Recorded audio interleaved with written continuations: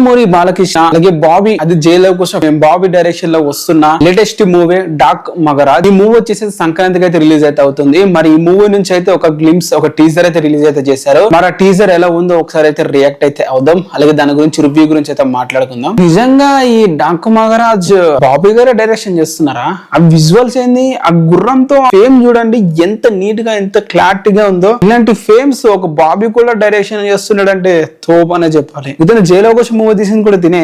మరి ఆ మూవీలో ఎందుకు అంతగా క్వాలిటీ తక్కువ చేసి మూవీ తీశారు ఇప్పటికి తెలియదు. బట్ ఈ మూవీలో క్వాలిటీ అత్తిరిపోయింది అని చెప్పాలి. ఎస్పెషల్ ఈ సీన్ చూడండి, ఆ ఫేమ్ హైలైట్ అసలు. ఈ కథ వెలుగులు పంచే దేవుళ్ళ కథ కాదు, చీకటిని శాసించే రాక్షసులు కూడా కాదు. సో ఈ 2 పాయింట్స్ మనకి చెప్పాల్సింది ఏంటంటే ఇది దేవుడి గురించి కాదు, రాక్షసుల గురించి కాదు. మరి ఎవరి గురించో తెలుసుకుందాం. ఓకే, రాక్షసుల్ని ఆడించే ఆ రావంది కూడా కాదంట. మరి దేవుళ్ళది కాదు, రాక్షసులది కాదు, మరి రాక్షసుల్ని ఆడించే రావంది కాదు.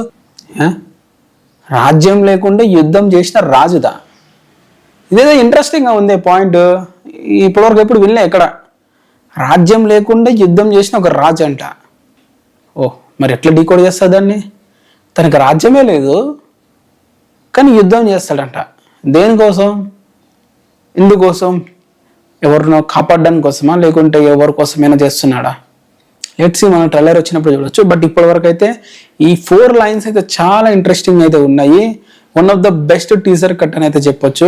రీసెంట్ గా వచ్చిన సీనియర్ ఇయర్స్ మూవీస్ నుంచి కంపేర్ చేసుకుంటే one of the best. Vishwambhara teaser చూసాము, ఎంత వరస్ట్ గా ఉందో. బట్ బాలకృష్ణ గారిది ఈ టీజర్ అయితే ఎక్సలెంట్ గా అయితే ఉంది. ఆ ఫేమ్స్ గానీ, ఆ డైలాగ్స్ గానీ, ఆ లుక్ గానీ, అండ్ ఎవ్రీథింగ్ ఈజ్ క్వాలిటీగా పర్ఫెక్ట్ గా అయితే మ్యాచ్ అయితే అయ్యిందని చెప్పాలి. కండ్ర గడ్డలి పట్టిన యమధర్మ రాజుది అంట. ఓకే, దేవుళ్ళది కాదు, రాక్షసులు కాదు, రాక్షసులను ఆడించే రావంది కాదు, అండ్ రాజ్యం లేని యుద్ధం చేస్తున్న ఒక వీరుడిది, అది యమధర్మ రాజుది అని చెప్పి క్లియర్ గా ఒక పాయింట్ అయితే చెప్పేశాడు. అంటే స్టోరీ ఎలా ఉండొచ్చు అంటే నాకు తెలిసి మాత్రం ఒక రాజ్యం ఉంటుంది, కాకపోతే తన కింగ్ కాదు కాబట్టి ఆ రాజ్యంని తనే పరిరక్షిస్తూ ఉంటాడు. ఎందుకంటే తను ఎవరికో మాట ఇచ్చి ఉండొచ్చు, లేకుంటే ఎవరిదో తన రాజ్యం గురించి పోరాటం చేస్తూ ఉండొచ్చు. సో ఈ మధ్య స్టోరీ అయితే జరుగుతూ ఉండొచ్చు. సో తిని వాళ్ళకి ఒక రాక్షసుడుగా అంటే ఒక రక్షకుడుగా లేకుంటే ఒక సేవియర్ గా అయితే ఉండొచ్చు. రాజే గానీ రాజు కాదు, బట్ దాని యుద్ధం చేసి తన రాజ్యాన్ని కాపాడుతూ ఉంటాడు, వేరే వాళ్ళ కోసం అయి ఉంటుంది అంతే. మాక్సిమం ధర్మరాజు అంటాడు కాబట్టి తప్పు చేసిన ప్రతి ఒక్కరు కూడా శిక్షిస్తూ ఉండొచ్చు. పాయింట్ అయితే ఇదే ఉండొచ్చు. ఫేమ్స్ చూడండి గైస్, గుర్రం మీద బాలకృష్ణ గారు అట్లా వస్తూ ఉంటే ఫేమ్స్ చూడండి, ఆ దుమ్ము నుంచి బయటకు అట్లా వస్తుంటే ద బెస్ట్ షాట్ అని చెప్పాలి బాలకృష్ణ గారి కెరియర్ లో. ఆఫ్టర్ అక్కడ కొన్ని సీన్స్ ఉంటాయి, దాని తర్వాత ఇది one of the best scene అని చెప్పి నాకు అనిపిస్తుంది. క్వాలిటీ అయితే అదిరిపోయింది. ఇది బాబీ గారు తీసారంటే అసలు నమ్మబుద్ధి అయితే లేదు. ఈ బీజం ఏంటంటే ఇష్మా శంకర్ నుంచి ఒక సాంగ్ నుంచి కాపీ కొట్టారని చెప్పి అయితే అనిపిస్తుంది. ఏంటి తమన్ గారు అంత ఈజీగా దొరికేస్తారు? కొన్ని రోజుల తర్వాత అయినా దొరకవచ్చు కదా, తొందరగా దొరికేస్తే ఏంటి?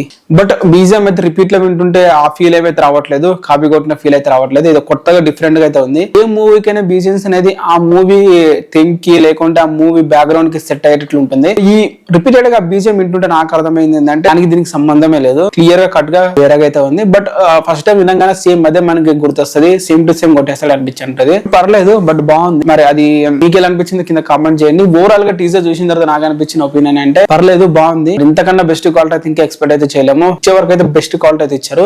స్టోరీ రొటీన్ గా ఉండకుండా ఇట్లనే ఆ ఫేమ్స్ గానీ అట్లనే అద్దిరిపోయే సీక్వెన్స్ తో ఉంటే బాగుంటుంది. అలాగే నాగవంశీ గారు కూడా చెప్పేశారు మూవీలో అద్దిరిపోయే బ్లాక్స్ ఉన్నాయంట. సో వాళ్ళు ఆల్రెడీ ప్రిపేర్ అయితే చేస్తున్నారు మైండ్ లా, ఫైట్స్ అదిరిపోయే రేంజ్ లో ఉంటాయి అని చెప్పి. సో మూవీలో స్టోరీ ఉన్నా లేకపోయినా ఫైట్స్ చూడడానికి ఫ్యాన్స్ అయితే ఉంటారు కాబట్టి ఈ విధంగా చూసిన మూవీ సక్సెస్ రేట్ అయితే చాలా హైలాగా అనిపిస్తుంది. నెక్స్ట్ వీడియోలో వచ్చేసి గేమ్ చేంజర్ అలాగే ఇప్పుడు ఈ టీజర్ రెండింటిని కంపేర్ చేసి మాట్లాడుకుందాం. ప్రస్తుతానికి అయితే ఇది గైస్ వీడియో. మీకు ఎలా అనిపించింది కింద కామెంట్ చేయండి. వీడియోని లైక్ చేసి ఛానల్ ని సబ్స్క్రైబ్ చేసుకోండి.